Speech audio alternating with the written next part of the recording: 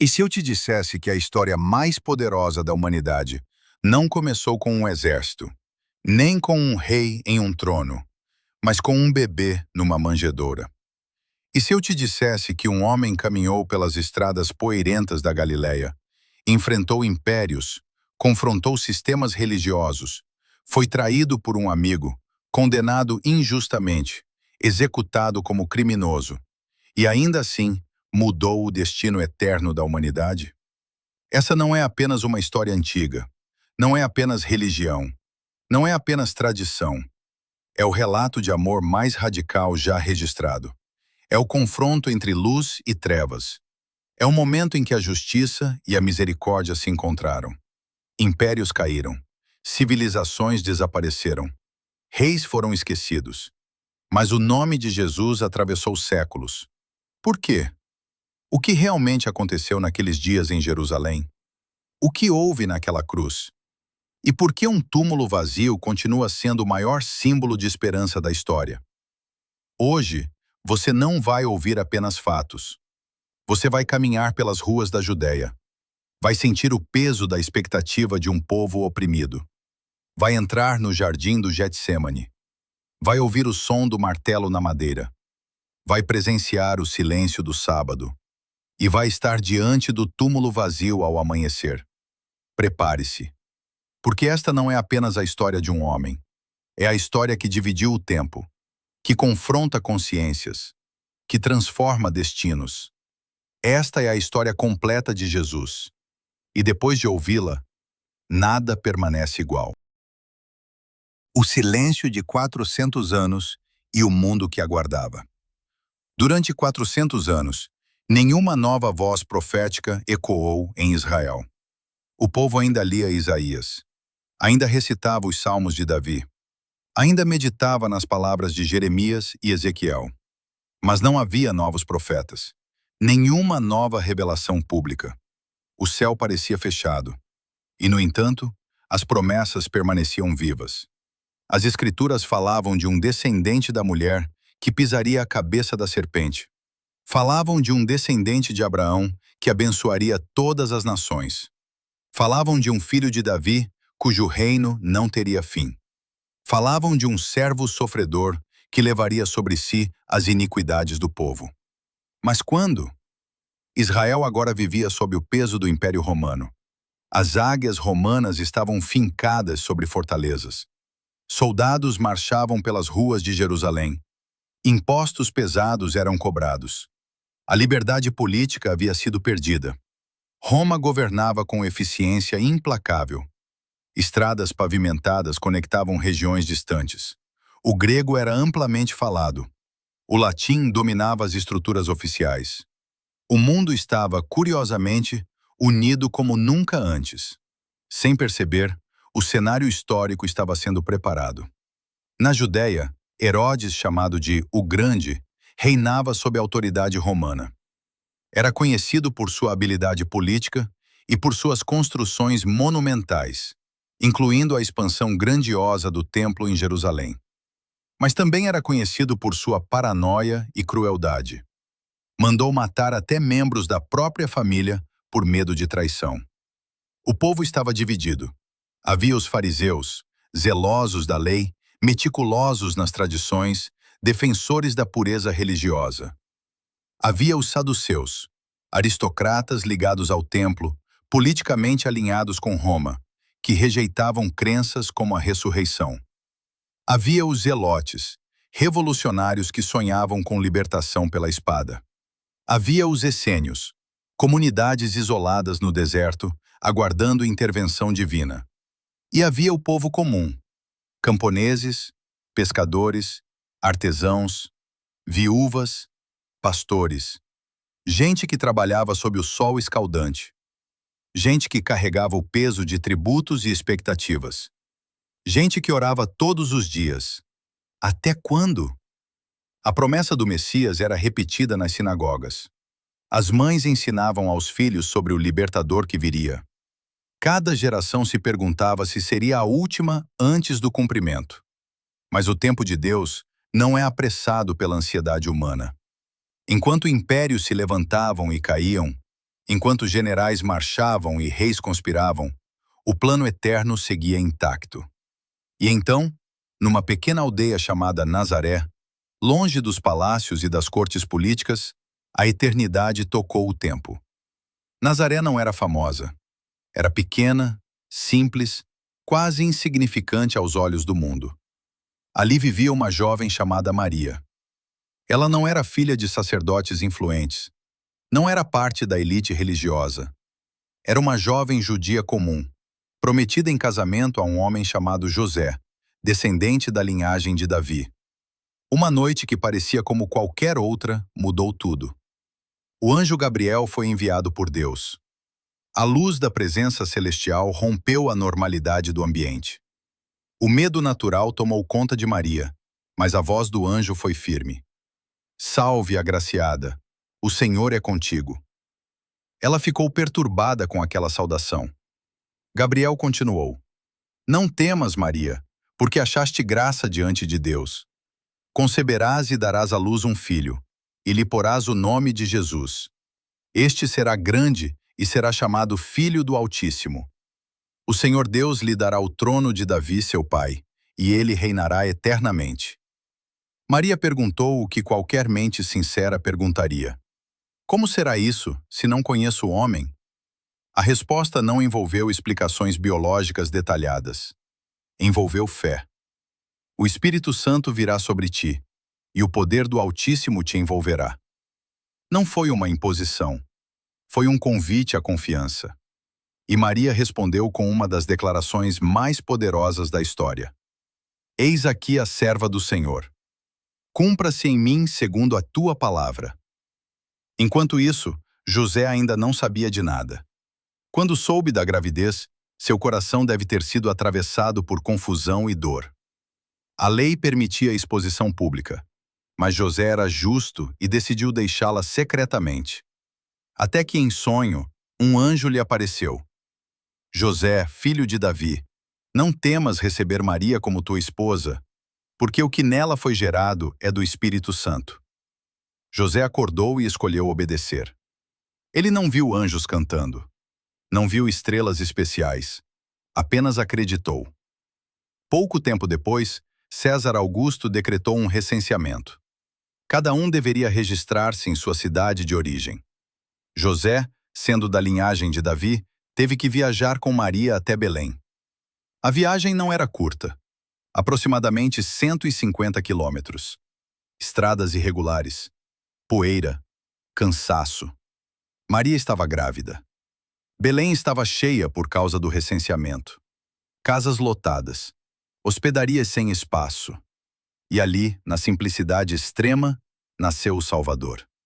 Não houve trombetas humanas. Não houve anúncio oficial nos palácios de Roma. O Filho de Deus veio ao mundo envolto em panos, deitado numa manjedoura, um lugar onde animais se alimentavam. Mas o céu não permaneceu em silêncio. Nos campos ao redor de Belém, pastores guardavam seus rebanhos durante a noite. Eram homens simples, muitas vezes marginalizados socialmente. De repente, a glória do Senhor brilhou ao redor deles. O medo tomou conta. Mas o anjo anunciou: Não temais, eis que vos trago boa nova de grande alegria, que será para todo o povo. Hoje, na cidade de Davi, vos nasceu o Salvador, que é Cristo, o Senhor. Uma multidão celestial apareceu, louvando a Deus. Glória a Deus nas alturas, e paz na terra aos homens de boa vontade. Os pastores foram às pressas. Encontraram o menino exatamente como foi dito, e saíram contando a todos o que tinham visto. Enquanto isso, longe dali, homens sábios do Oriente observavam os céus. Astrônomos, estudiosos. Viram um sinal extraordinário, uma estrela diferente. Eles compreenderam que algo grandioso havia acontecido. Viajaram longas distâncias até Jerusalém e perguntaram: Onde está aquele que é nascido rei dos judeus? Essa pergunta ecoou nos corredores do palácio de Herodes. Rei dos judeus?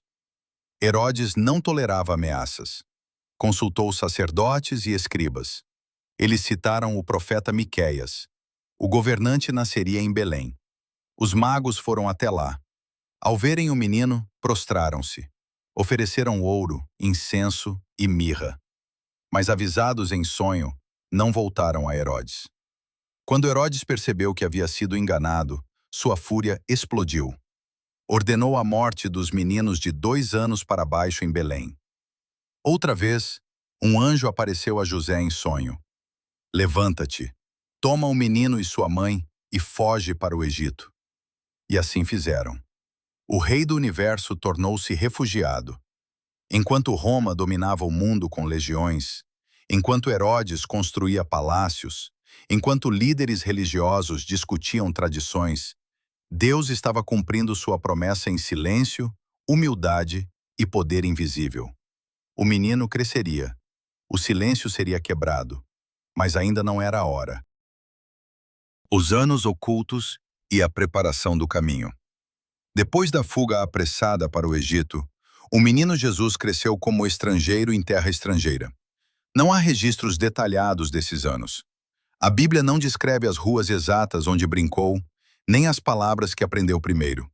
Mas sabemos que ali, longe da ameaça imediata de Herodes, a família permaneceu até que o perigo passasse.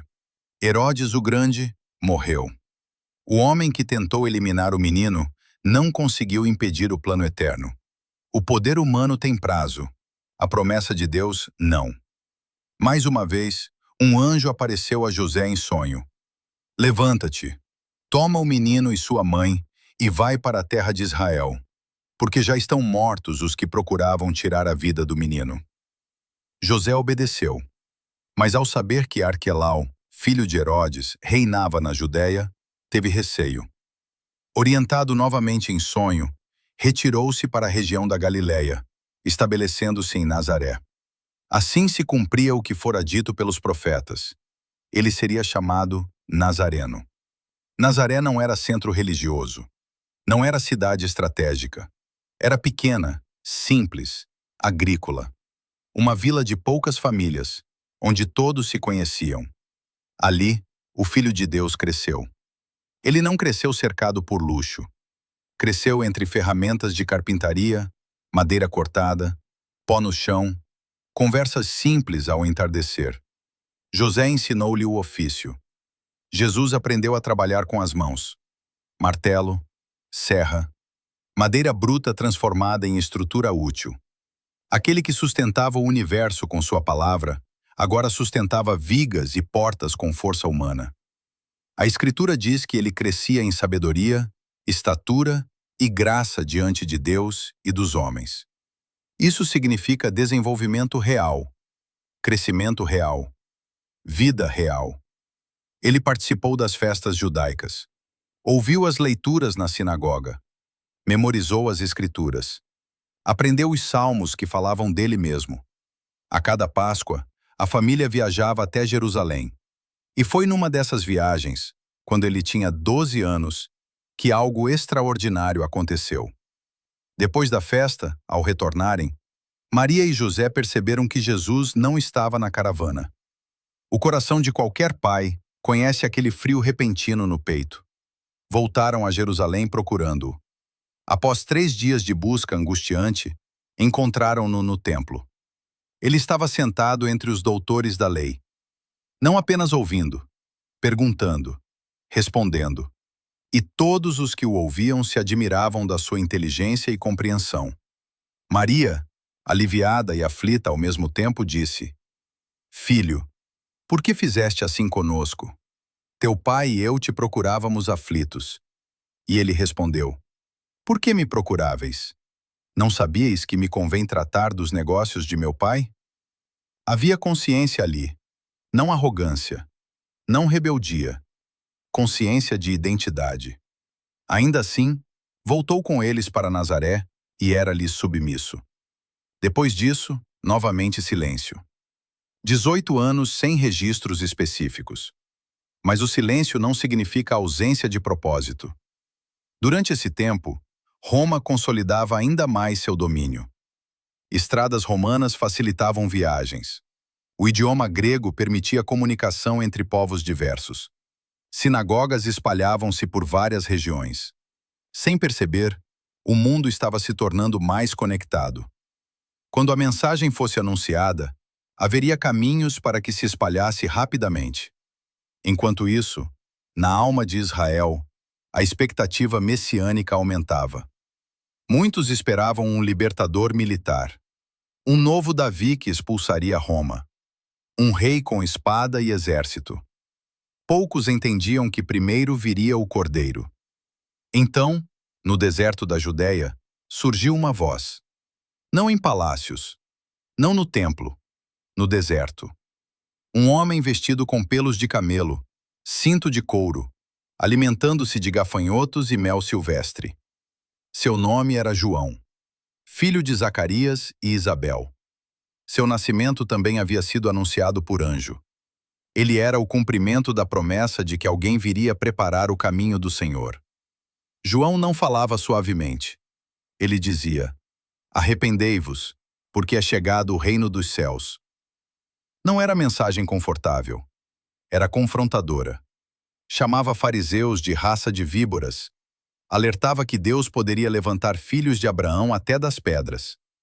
Multidões iam até ele. Confessavam pecados e eram batizadas nas águas do Jordão como sinal de arrependimento. O movimento crescia. O deserto tornava-se centro espiritual. Sacerdotes e levitas foram enviados para interrogá-lo. "Quem és tu? És o Cristo?" Ele respondeu com clareza: "Eu não sou o Cristo." "És Elias?" "Não sou." "És o profeta?" "Não." "Então quem era?" "Eu sou a voz do que clama no deserto. Endireitai o caminho do Senhor." João sabia seu papel: preparar, apontar, diminuir para que outro crescesse. Ele dizia: "Após mim vem aquele que é mais poderoso do que eu, do qual não sou digno de desatar as correias das sandálias." A tensão aumentava.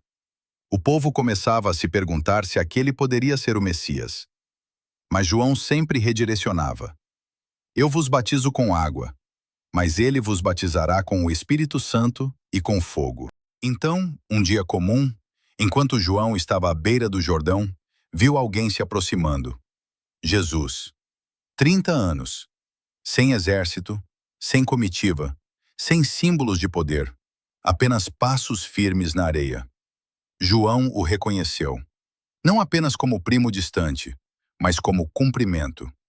Ele declarou: "Eis o Cordeiro de Deus, que tira o pecado do mundo." O silêncio de 30 anos estava prestes a ser quebrado. O tempo de preparação terminava. O céu que parecia fechado por séculos estava prestes a se abrir novamente. E agora, o ministério público começaria. Mas antes, ainda haveria um momento decisivo. Um momento nas águas do Jordão. E depois, no deserto. O batismo, o deserto e o início do reino. O sol queimava suavemente sobre as águas do Jordão. Multidões continuavam vindo de Jerusalém, da Judéia e das regiões ao redor. Havia expectativa no ar. Algo estava acontecendo em Israel. João permanecia firme na margem do rio, chamando homens e mulheres ao arrependimento.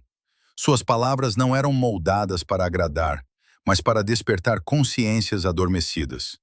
Então, entre as pessoas que se aproximavam, um rosto não marcado por culpa aparente se destacou: Jesus. Ele não vinha para confessar pecados, não vinha para iniciar um movimento político, não vinha para se promover. Ele entrou nas águas. João, ao reconhecê-lo, hesitou. "Eu é que preciso ser batizado por ti, e tu vens a mim?" Mas Jesus respondeu com serenidade: "Deixa por agora, porque assim nos convém cumprir toda a justiça." Não era arrependimento, era identificação. Ele se colocava ao lado daqueles que veio salvar. Quando Jesus saiu das águas, algo extraordinário aconteceu. Os céus se abriram. O Espírito de Deus desceu como pomba e pousou sobre ele. E uma voz ecoou, não apenas para João, mas como declaração pública: "Este é o meu filho amado, em quem me comprazo." O Pai afirmava: O Espírito confirmava: o Filho estava rebelado. Mas imediatamente após essa manifestação gloriosa, não houve celebração pública. Houve isolamento. O Espírito conduziu Jesus ao deserto. Não foi acidente. Não foi descuido. Foi propósito. Durante 40 dias e 40 noites, ele jejuou. O deserto da Judéia é árido, pedregoso, silencioso. O calor durante o dia é intenso. O frio à noite penetra até os ossos. Ali, enfraquecido fisicamente, mas firme espiritualmente, Jesus enfrentou tentação. O tentador se aproximou. Se és filho de Deus, manda que estas pedras se transformem em pão. Era uma tentação real.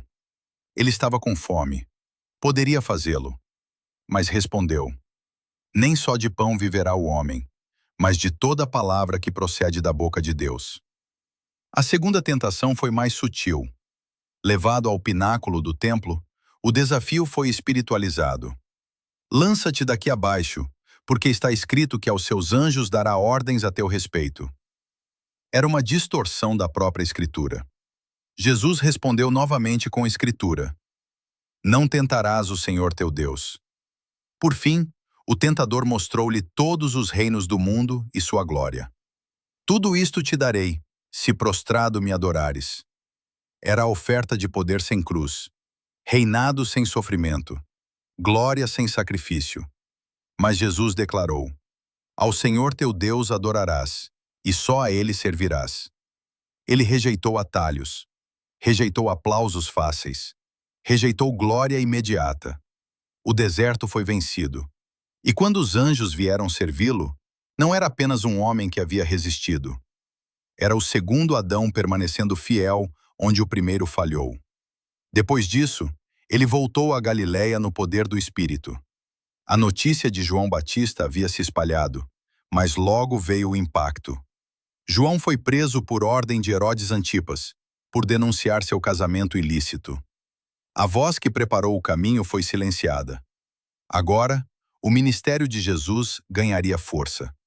Ele foi para Cafarnaum, às margens do mar da Galileia. Ali começaria a proclamar: arrependei-vos, porque é chegado o reino dos céus. Não era um reino político. Não era um território geográfico. Era o governo de Deus invadindo a história humana.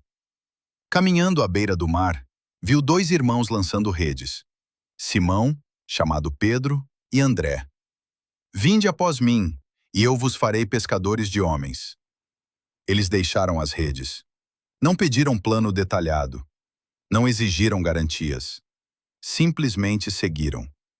Mais adiante, chamou Tiago e João, filhos de Zebedeu. Deixaram o barco. Deixaram o pai. O chamado era absoluto. Logo, as sinagogas da Galileia começaram a ouvir um ensino diferente. Não era como os escribas. Havia autoridade na voz. Ele não apenas citava a lei. Ele dizia: eu, porém, vos digo.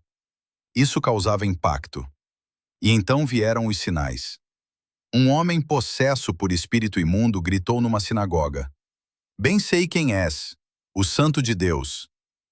Jesus ordenou que o espírito saísse. E saiu. A notícia correu rapidamente. Na casa de Pedro, sua sogra estava febril. Jesus a tomou pela mão. A febre desapareceu. Ao pôr do sol, trouxeram-lhe doentes e endemoninhados. Ele curou muitos. Não havia espetáculo teatral. Havia compaixão real. Certo dia, entrou no barco de Pedro e pediu que se afastasse um pouco da praia para ensinar as multidões. Após ensinar, disse: lançai as redes para a pesca. Pedro, experiente pescador, respondeu: mestre, havendo trabalhado toda a noite, nada apanhamos. Mas, sob tua palavra, lançarei as redes.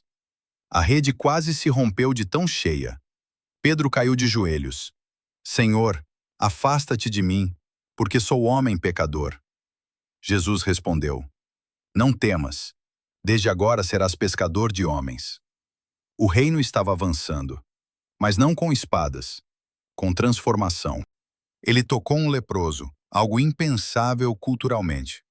Ao invés de se contaminar, purificou. Perdoou os pecados de um paralítico antes de curá-lo, provocando indignação dos líderes religiosos. Chamou um cobrador de impostos, Mateus, considerado traidor da nação, para segui-lo. Comeu com pecadores. Declarou que não viera chamar justos, mas pecadores ao arrependimento. O choque entre o reino de Deus e o sistema religioso começava a se intensificar. Enquanto isso, as multidões cresciam. Doentes vinham de longe. Pessoas oprimidas encontravam libertação. E a pergunta começava a ecoar pelas aldeias da Galileia. Quem é este? Um profeta? Um mestre? Ou algo maior? O ministério havia começado, mas o confronto verdadeiro ainda estava por vir. O Sermão do Monte, os milagres e o crescente conflito. As multidões já não eram pequenas. Pessoas vinham da Galileia, da Decápolis, de Jerusalém, da Judéia e até do outro lado do Jordão. Não vinham apenas por curiosidade, vinham por necessidade. Doentes, aflitos, endemoninhados, desesperados. Em certo momento, ao ver a multidão reunida, Jesus subiu a um monte. Seus discípulos se aproximaram. O vento da Galileia soprava leve sobre a relva. O som das conversas foi diminuindo até virar silêncio, e ele começou a ensinar. Bem-aventurados os pobres de espírito, porque deles é o reino dos céus. Não eram os poderosos, não eram os orgulhosos. Bem-aventurados os que choram, os mansos, os que têm fome e sede de justiça, os misericordiosos, os limpos de coração, os pacificadores. Era uma inversão de valores. No mundo que exaltava força, ele exaltava humildade. No mundo que premiava vingança, ele ensinava perdão. Vós sois o sal da terra. Vós sois a luz do mundo. Ele não chamava seus seguidores para isolamento, mas para influência. Declarou que não veio abolir a lei, mas cumpri-la. E então levou os mandamentos a um nível mais profundo. Ouvistes que foi dito: não matarás. Eu, porém, vos digo que qualquer que se irar contra seu irmão será réu de juízo. Ouvistes que foi dito: não adulterarás. Eu, porém, vos digo que aquele que olhar para uma mulher com intenção impura já adulterou em seu coração. Ele não estava apenas regulando ações, estava revelando o coração. Falou sobre amar inimigos, orar por quem persegue, dar esmolas em secreto, orar sem hipocrisia. Ensinou a oração que atravessaria séculos. Pai nosso que estás nos céus. Falou sobre perdão, sobre jejum sem ostentação, sobre não acumular tesouros na terra. E então disse algo que atingiu diretamente a ansiedade humana. Não andeis ansiosos pela vossa vida. Apontou para os lírios do campo, para as aves do céu, e afirmou que o Pai cuida.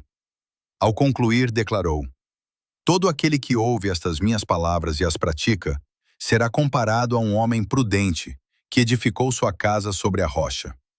Quando terminou, as multidões estavam impressionadas, porque ele ensinava como quem tem autoridade, não como os escribas. Mas o ensino não ficou isolado em palavras. Os sinais continuavam. Descendo do monte, um leproso aproximou-se. A lepra era temida, isolava, marcava, condenava socialmente. O homem ajoelhou-se. Senhor, se quiseres, podes purificar-me. Jesus estendeu a mão. Tocou. Quero. Sê limpo. Imediatamente, a lepra desapareceu. Ele não apenas curava, ele tocava os intocáveis. Logo depois, um centurião romano aproximou-se. Um oficial do exército opressor. Pediu por seu servo enfermo. Jesus dispôs-se a ir até sua casa, mas o centurião respondeu: Senhor, não sou digno de que entres sob meu teto. Dize apenas uma palavra, e o meu servo será curado. Jesus admirou-se. Nem mesmo em Israel encontrei fé como esta. À distância, o servo foi curado. O reino não estava limitado por fronteiras étnicas. não estava preso à geografia. Certo dia, ao entrar num barco com os discípulos, uma tempestade violenta surgiu no mar da Galileia. O vento uivava, as ondas batiam contra o casco. Homens experientes em pesca temiam por suas vidas. E Jesus dormia. Eles o acordaram. Senhor, salva-nos! Perecemos! Ele levantou-se, repreendeu o vento e o mar, e fez-se grande bonança. O silêncio que se seguiu foi mais profundo que o barulho da tempestade. Os discípulos perguntaram entre si: Quem é este, que até os ventos e o mar lhe obedecem? A pergunta crescia. Em outra ocasião, trouxeram-lhe um paralítico descido pelo telhado, porque não havia espaço na casa. Antes de dizer, anda, ele disse, Filho, perdoados estão teus pecados. Os escribas pensaram, ele blasfema. Jesus, conhecendo seus pensamentos, respondeu, O que é mais fácil? Dizer, perdoados estão teus pecados, ou dizer, levanta-te e anda. E para que soubessem que o Filho do Homem tinha autoridade na terra para perdoar pecados, ordenou, levanta-te. O homem se levantou. Ali não estava apenas um curador. Ali estava alguém reivindicando a autoridade divina. Isso começou a incomodar profundamente os líderes religiosos. Ele não seguia todas as tradições deles. Seus discípulos colhiam espigas no sábado. Ele curava no sábado. Declarava-se Senhor do sábado. E dizia algo ainda mais forte. O Filho do Homem é Senhor também do sábado. Em certo momento, diante de uma mão ressequida, perguntou aos fariseus, É lícito no sábado fazer o bem ou o mal? Salvar uma vida ou matá-la? Eles se calaram. Ele curou. E eles saíram para conspirar. O conflito estava declarado. Enquanto isso, as multidões cresciam ainda mais. Num lugar deserto, 5.000 homens, além de mulheres e crianças, estavam ali. 5 pães. 2 peixes. Parecia insuficiente. Jesus tomou os pães, deu graças e os repartiu. Todos comeram. E ainda sobraram 12 cestos. Aquele milagre ecoou fundo. Muitos começaram a vê-lo como possível líder político. Queriam fazê-lo rei à força, mas ele se retirou. Seu reino não seria estabelecido pela imposição humana. Mais tarde, andando sobre as águas durante outra tempestade, aproximou-se do barco. Os discípulos pensaram ser um fantasma, mas ouviram, Sou eu, não temais. Pedro pediu para ir ao encontro dele. Por alguns passos, andou sobre as águas, mas ao olhar para o vento, começou a afundar.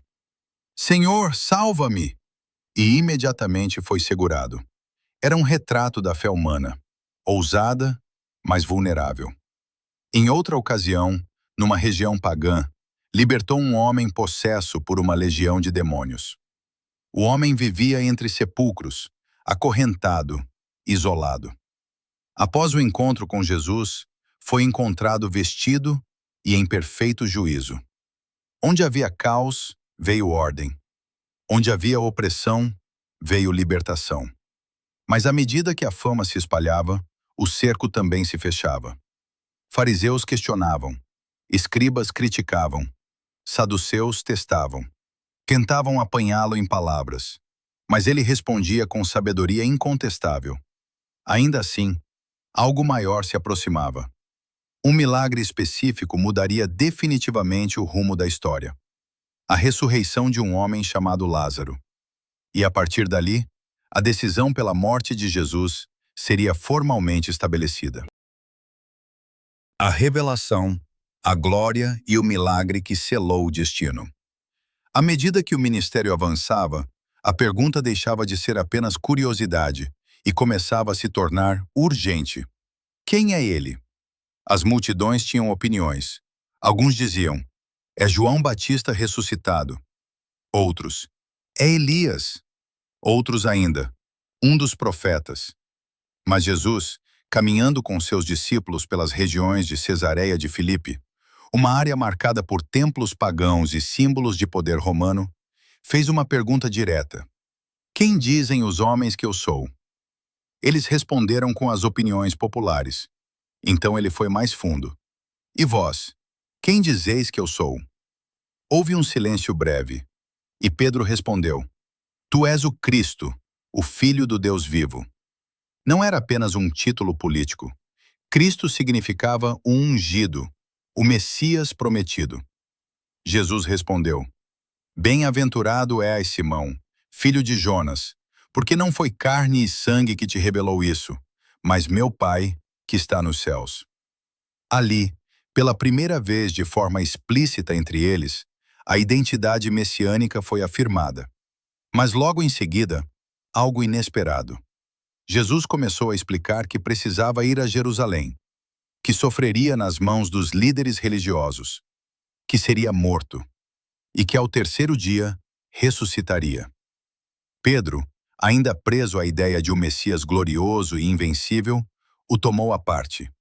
Senhor, isso de modo algum te acontecerá.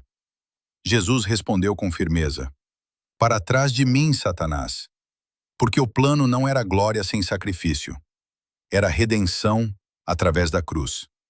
Pouco tempo depois, levou Pedro, Tiago e João a um monte alto.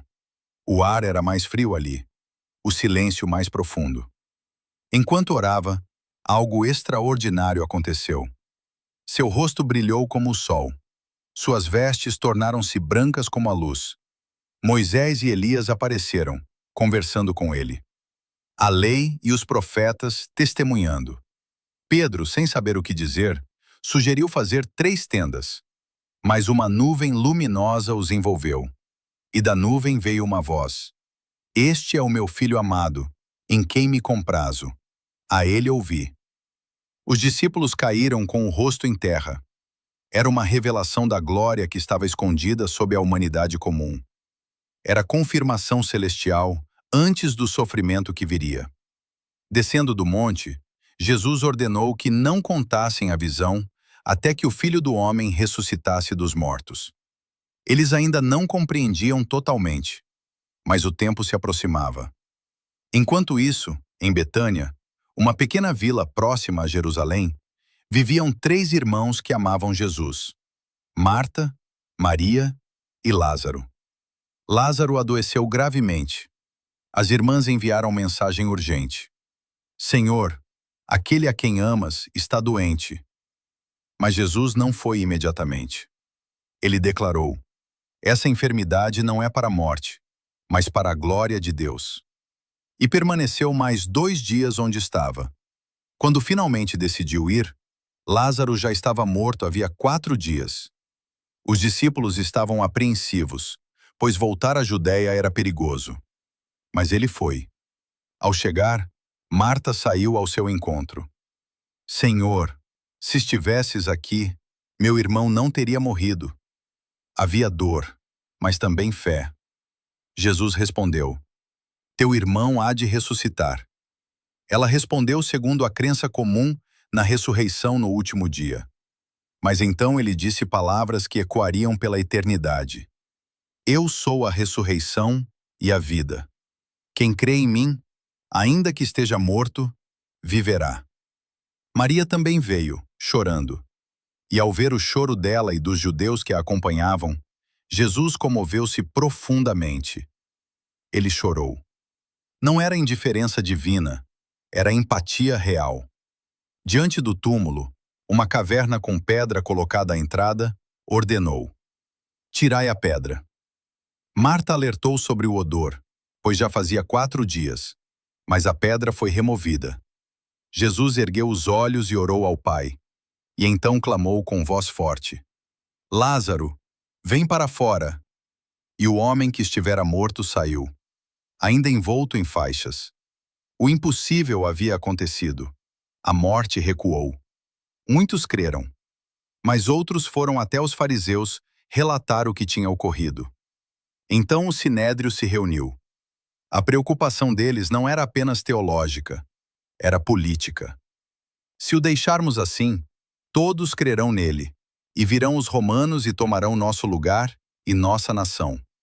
O sumo sacerdote Caifás declarou: convém que morra um homem pelo povo, e não que pereça toda a nação. Sem perceber plenamente, profetizava. A partir daquele dia, decidiram matá-lo. A cruz deixou de ser possibilidade distante. Tornou-se plano concreto. Jesus retirou-se temporariamente com seus discípulos para uma região próxima ao deserto. Mas a Páscoa se aproximava. Jerusalém começava a encher-se de peregrinos. E muitos perguntavam: virá ele à festa? A tensão era palpável.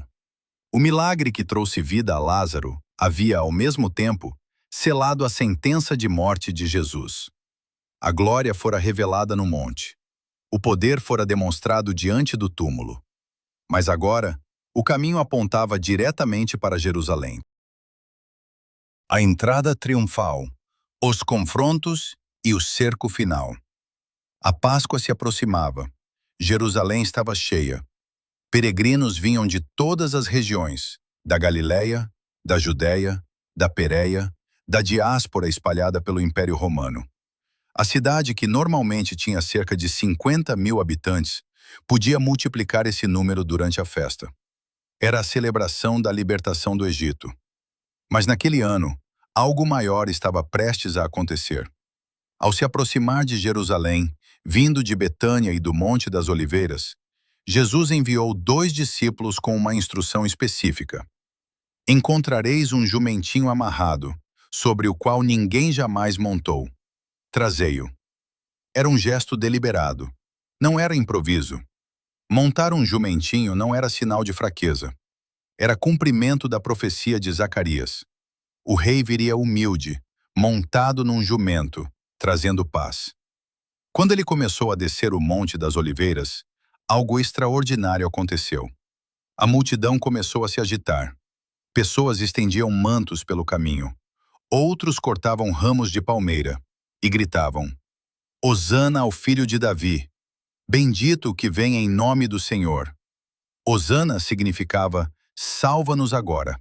Era a aclamação messiânica. Era a declaração pública.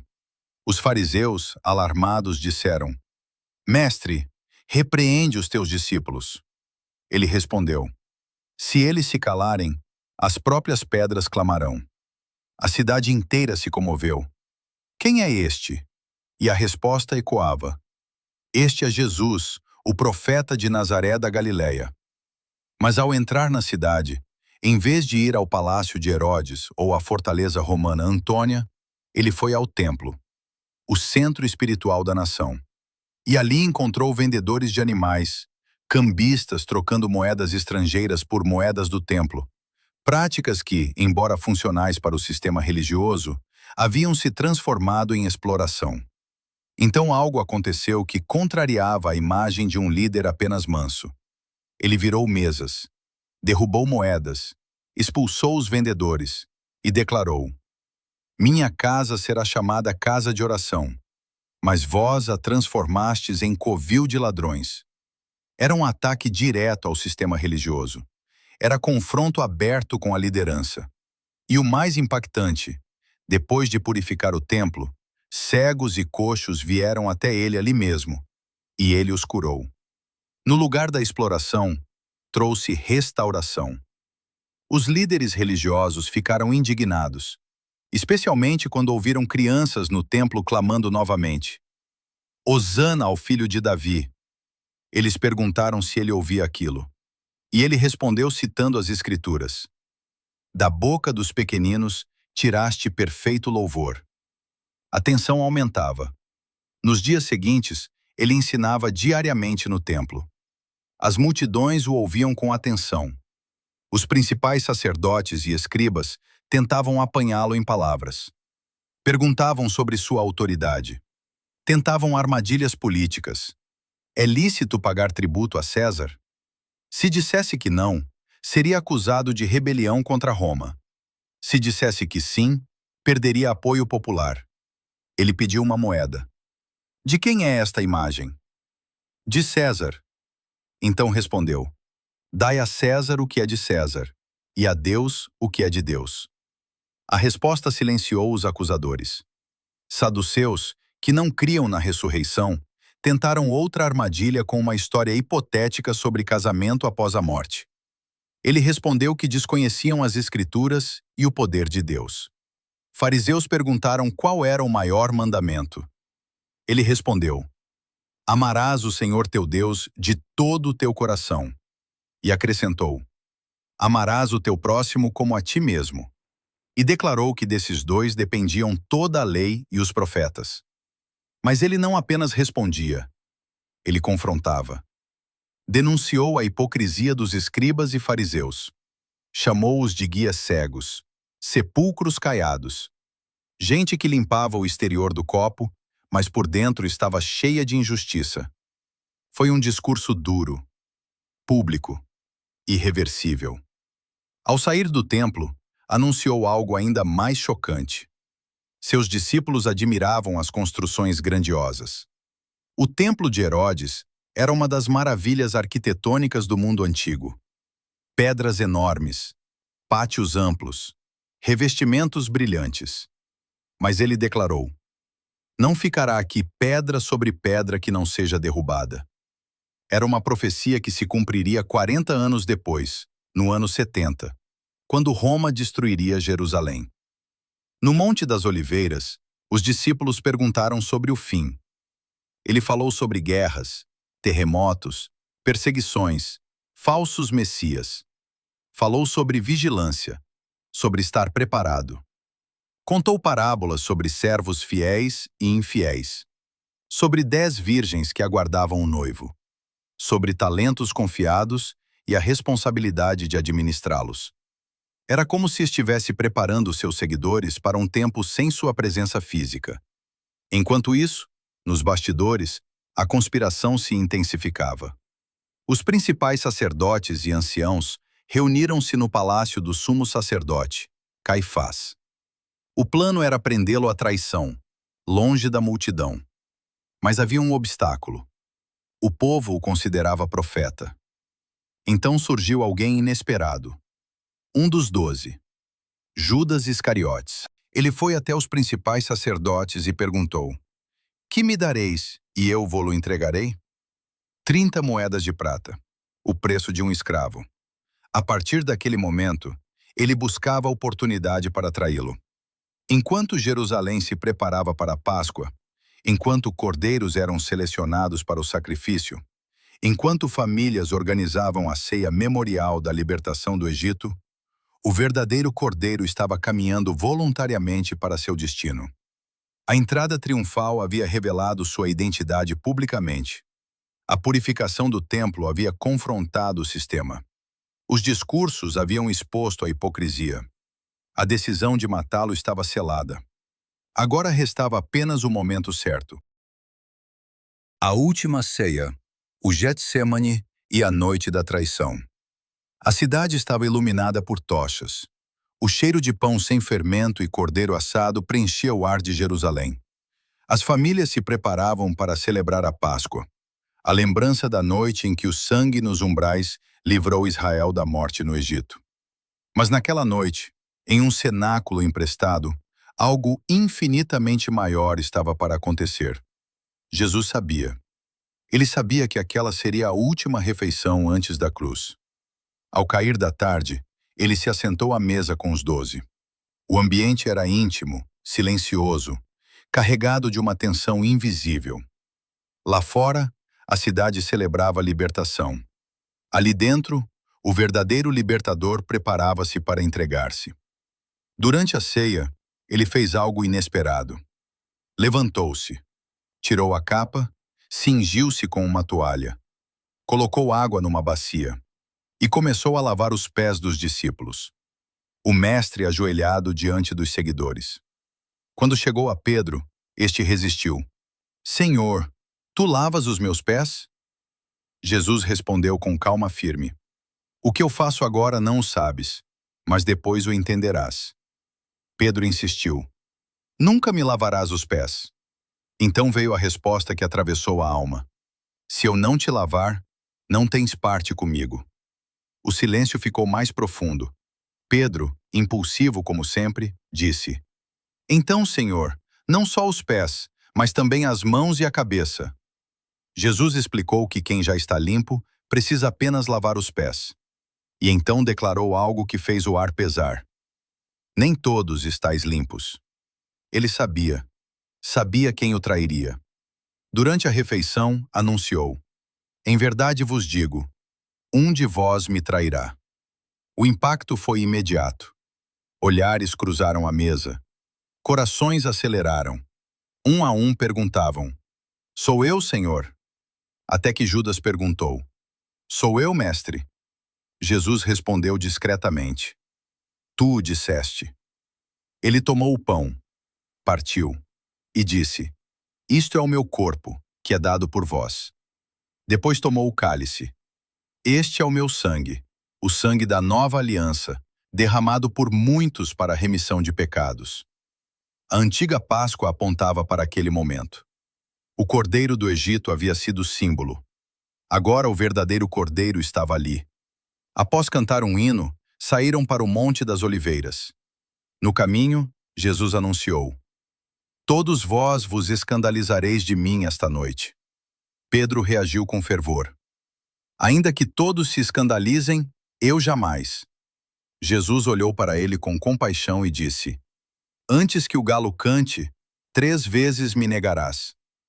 Pedro insistiu que morreria antes de negar, mas Jesus conhecia a fragilidade humana.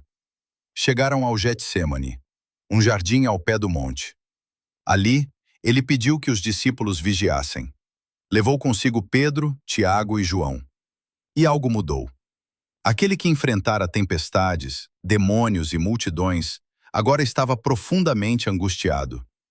Minha alma está profundamente triste, até a morte. Ele se afastou um pouco. Prostrou-se com o rosto em terra. E orou: Pai, se possível, passa de mim este cálice. Contudo, não seja como eu quero, mas como tu queres.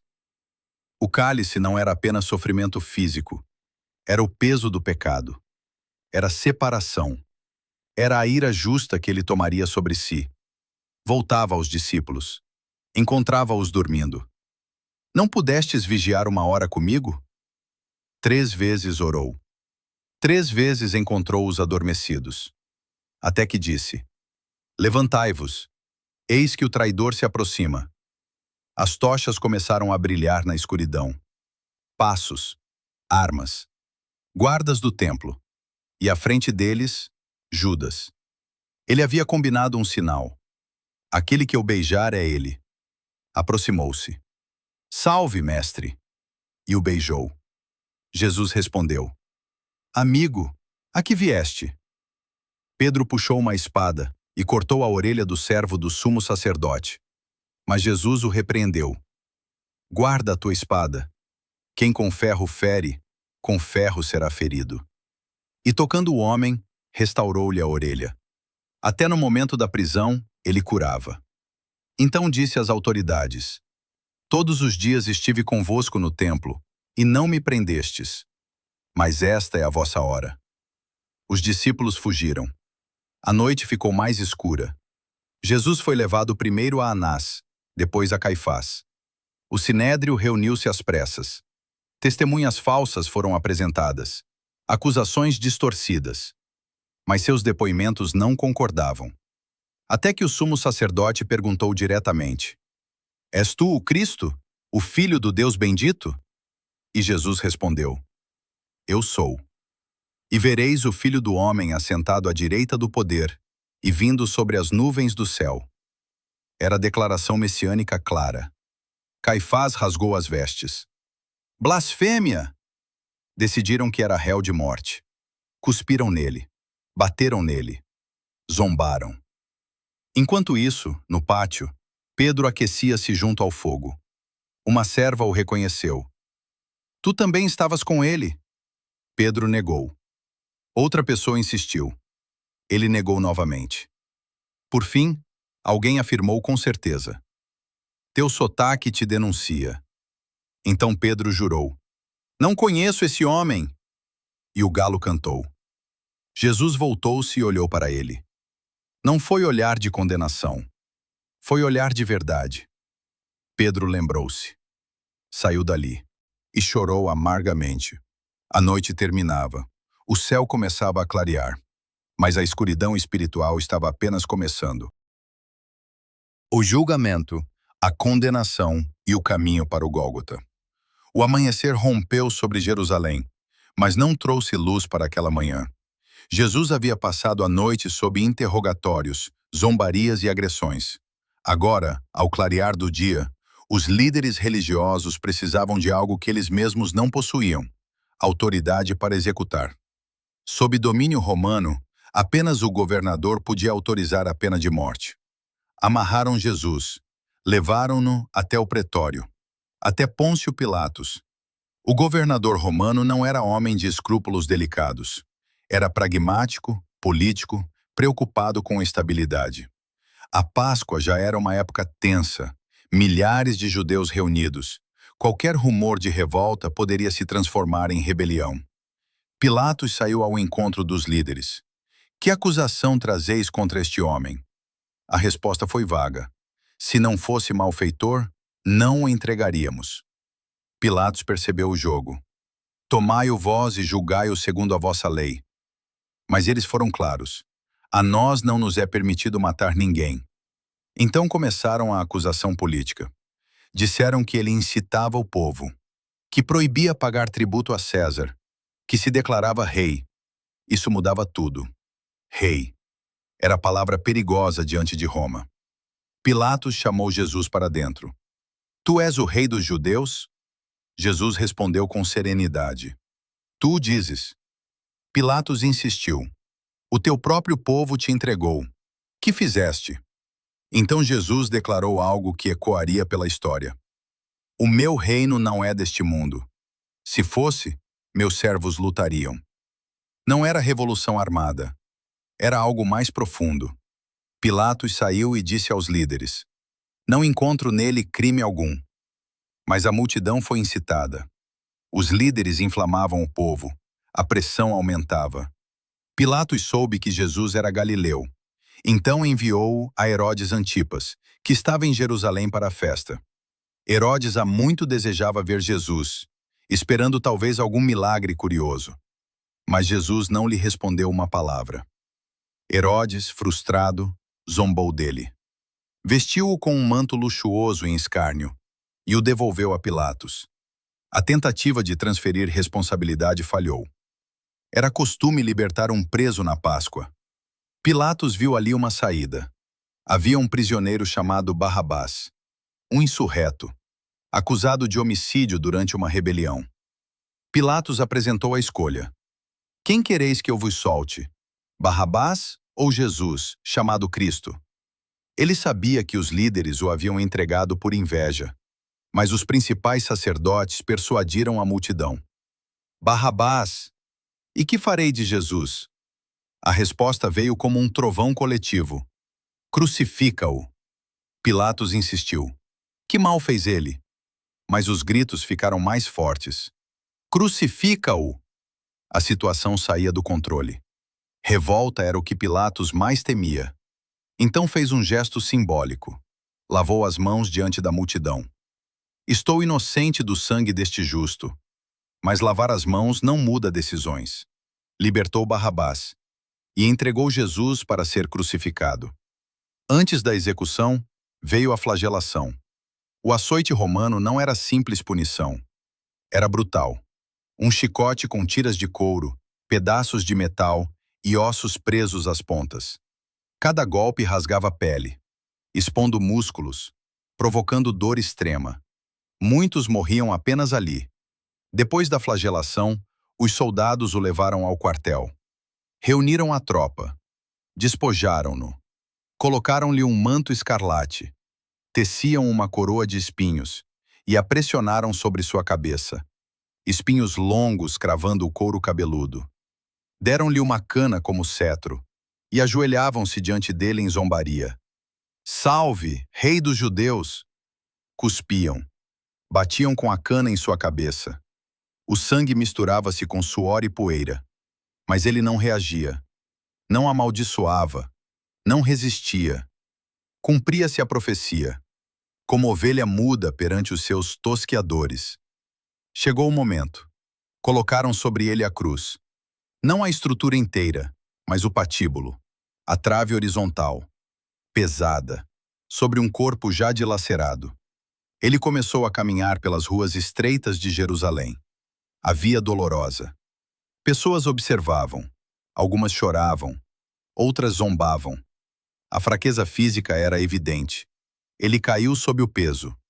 Os soldados obrigaram um homem que vinha do campo, Simão de Cirene, a carregar a cruz. Seguiam em direção ao lugar chamado Gólgota, lugar da caveira, fora dos muros da cidade, local de execuções públicas. Ali ofereceram-lhe vinho misturado com fel, um analgésico rudimentar. Ele provou, mas recusou. Não fugiria da dor. Deitaram-no sobre a madeira. Estenderam seus braços. Cravos de ferro atravessaram pulsos e pés. O som do martelo ecoava. A cruz foi erguida e fixada no chão, entre dois criminosos. Cumprindo a escritura, foi contado com os transgressores. Acima de sua cabeça, a inscrição escrita por ordem de Pilatos: Jesus Nazareno, Rei dos Judeus. Em hebraico, grego, latim. Os líderes protestaram. Não escrevas, Rei dos Judeus, mas que ele disse ser rei. Pilatos respondeu: O que escrevi, escrevi. A cruz estava levantada. O cordeiro estava no altar. A cidade celebrava a Páscoa, sem perceber que o verdadeiro sacrifício estava acontecendo do lado de fora dos muros. Horas na cruz, as últimas palavras e o véu rasgado. O céu estava claro quando a cruz foi erguida.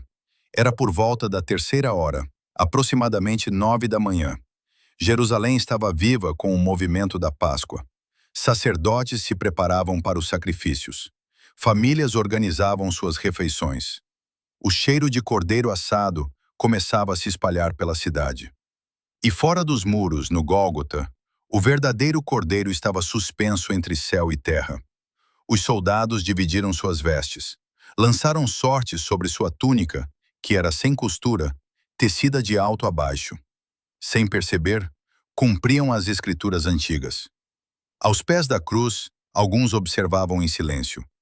Outros zombavam. Salvou os outros, a si mesmo não pode salvar. Se és o Filho de Deus, desce da cruz. Os principais sacerdotes também escarneciam. Confiou em Deus, que o livre agora, se o ama. Até mesmo um dos criminosos crucificados ao seu lado o insultava. Não és tu o Cristo? Salva-te a ti mesmo e a nós. Mas o outro criminoso o repreendeu. Nem ao menos temes a Deus? Nós estamos aqui com justiça, mas este nada fez de errado.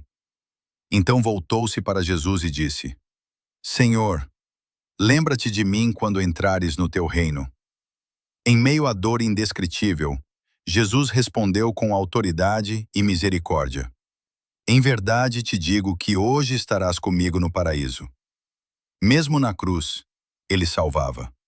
Perto dali estavam sua mãe, Maria. Maria, mulher de Clopas. Maria Madalena. E o discípulo João. Jesus olhou para sua mãe, depois para João. Mulher, eis aí teu filho. Depois disse a João: Eis aí tua mãe. Mesmo enquanto carregava o peso do pecado do mundo, ele cuidava dos seus. As horas passavam. A dor física era excruciante. Crucificação não era apenas execução, era tortura prolongada. O corpo ficava suspenso pelos braços. Para respirar, era necessário forçar-se para cima, apoiando-se nos pés cravados. Cada respiração era uma luta. Cada movimento, uma agonia. Por volta da 6ª hora, meio-dia, algo inexplicável aconteceu. O céu escureceu. Não era eclipse comum. Era como se a própria criação reagisse. Trevas cobriram a terra até a 9ª hora. 3 horas de escuridão. 3 horas de silêncio pesado. Ali, algo invisível aos olhos humanos acontecia. O peso do pecado. a justiça sendo satisfeita, o cálice sendo bebido até o fim. E então, por volta da 9ª, cerca de 3 da tarde, Jesus clamou em alta voz: Eli, Eli, lama sabactani? Deus meu, por que me desamparaste? Não era desespero sem sentido. Era o início do Salmo 22, um salmo messiânico. Ele expressava a profundidade daquele momento. Aquele que sempre estivera em perfeita comunhão com o Pai, agora experimentava o peso da separação causada pelo pecado. Alguns que estavam ali disseram: Ele chama por Elias. Um deles correu, encheu uma esponja com vinagre, colocou numa cana e ofereceu-lhe para beber. Depois disso, Jesus disse: Tenho sede. Cumpria-se mais uma escritura. E então, com a consciência de que tudo estava consumado, declarou: Está consumado. Não foi um sussurro de derrota. Foi declaração de missão cumprida. A dívida estava paga. O plano eterno estava completo. Por fim, ele clamou com grande voz: Pai, nas tuas mãos entrego o meu espírito. E, inclinando a cabeça, entregou o espírito.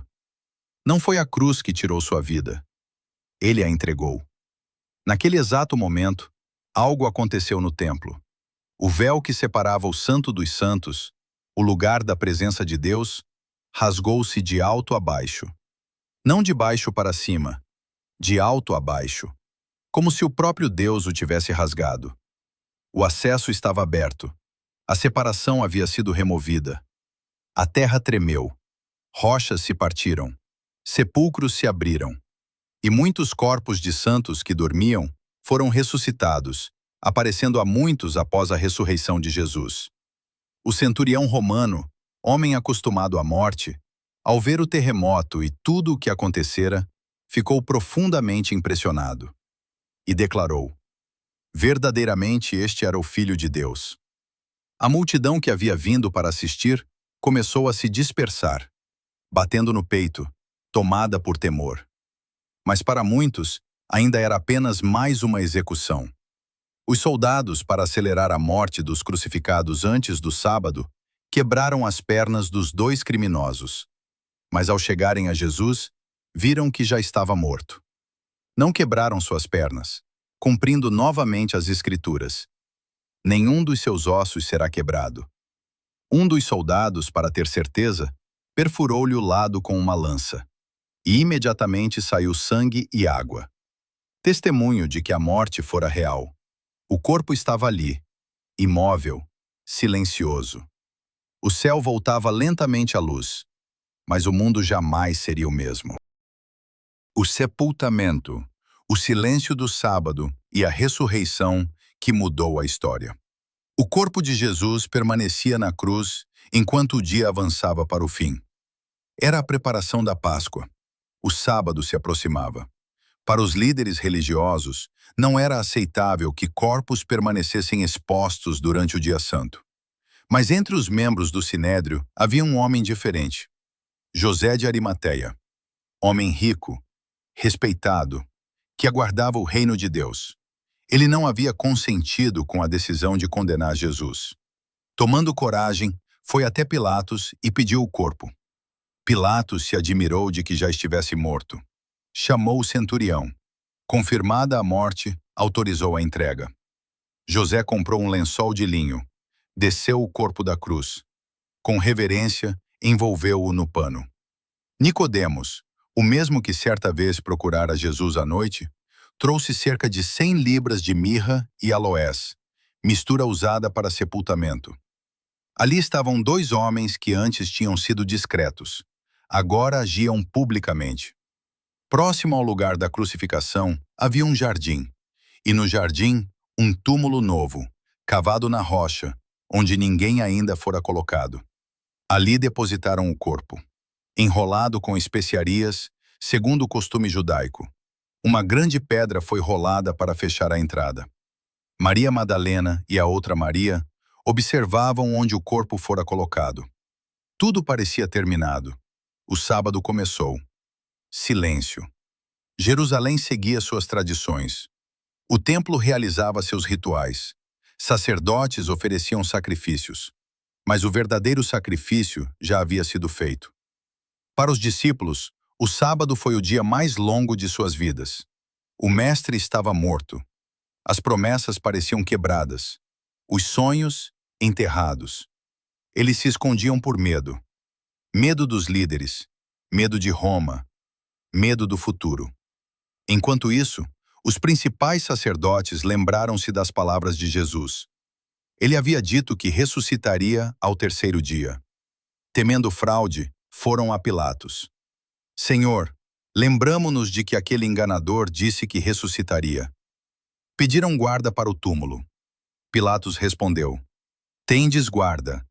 Ide e guardai-o como entenderdes. Então selaram a pedra. Colocaram soldados. Tudo parecia absolutamente controlado. Nenhuma possibilidade de engano. Nenhuma chance de roubo. Nenhuma saída humana. Mas o terceiro dia chegou. Ainda era madrugada. Escuro. Silencioso. Maria Madalena foi ao túmulo. Levava especiarias para completar o preparo do corpo. Outras mulheres iam com ela.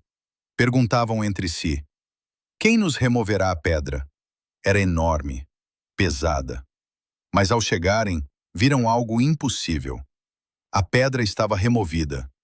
Um terremoto havia ocorrido.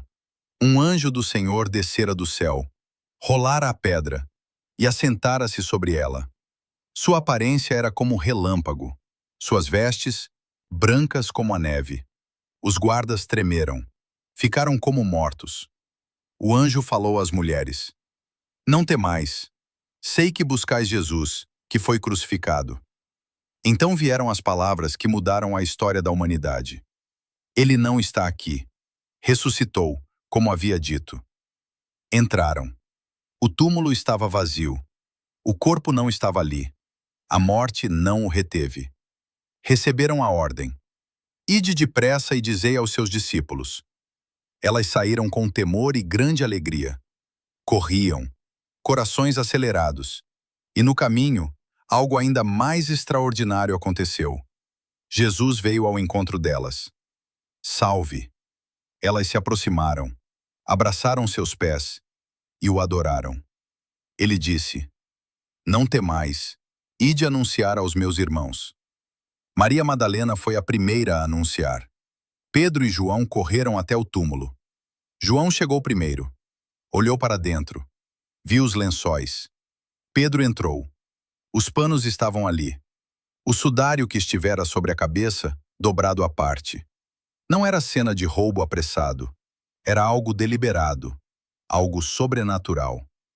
Mais tarde, Jesus apareceu aos discípulos reunidos, portas trancadas por medo, e disse: Paz seja convosco. Mostrou-lhes as mãos, o lado perfurado. Não era espírito, era corpo glorificado. Tomé, que duvidara, tocou as marcas e declarou: Senhor meu e Deus meu.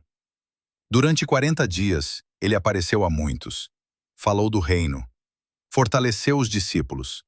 Deu a grande comissão: Ide por todo o mundo e pregai o evangelho a toda criatura. No Monte das Oliveiras, ele foi elevado às alturas. Uma nuvem o encobriu. E 2 anjos disseram: Esse mesmo Jesus voltará da mesma forma como o viste subir. A história que começou numa manjedoura não terminou numa cruz. A cruz não foi derrota. Foi vitória. A tumba não foi fim. Foi portal. A morte foi vencida. O pecado foi pago. O acesso a Deus foi aberto. E desde aquele dia, gerações têm sido transformadas por essa verdade. Ele vive. A ressurreição não é apenas um evento histórico. É a base da fé. Se ele morreu e ressuscitou, então suas palavras são verdade. Se ele venceu a morte, então há esperança além da morte. A cruz revela amor. O túmulo vazio revela poder. E a pergunta que ecoa através dos séculos não é apenas o que aconteceu, mas o que você fará com isso? Porque a história de Jesus não é apenas para ser ouvida, é para ser respondida. Ele entrou em Jerusalém montado em humildade, saiu do túmulo revestido de glória e continua chamando corações, chamando para arrependimento, chamando para a fé, chamando para a vida eterna. A história que mudou o mundo continua viva, porque o Cristo crucificado é o Cristo ressurreto, e o Cristo ressurreto é Senhor.